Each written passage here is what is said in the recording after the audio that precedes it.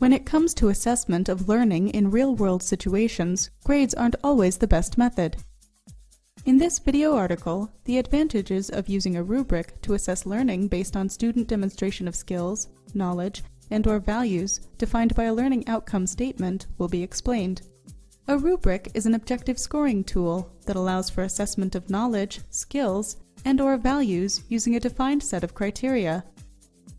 Because faculty are usually not trained as part of their degree curricula in how to assess learning outcomes, they are often not very familiar with tools like rubrics and/or how to use rubrics to assess course learning outcomes.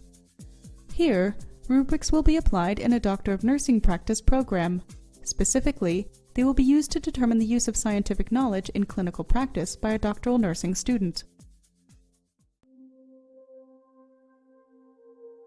Hi, my name is Glenn Raup, and I'm an assistant professor of nursing in the Doctor of Nursing practice program here within the Harris College of Nursing and Health Sciences at Texas Christian University. At this time, I would like to introduce Jeff King, the director for the Koehler Center of Teaching Excellence here at Texas Christian University, to help me demonstrate how to create measurable learning outcomes. We use this methodology in our Doctor of Nursing practice program to create and evaluate measurable learning outcomes. So let's get started. As mentioned previously, a rubric is a scoring tool that allows for assessment of a piece of work using a defined set of criteria.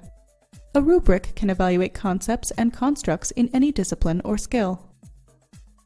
Rubrics usually have a standard structure. Typically, they take the form of a grid with rows and columns. The rows delineate the components that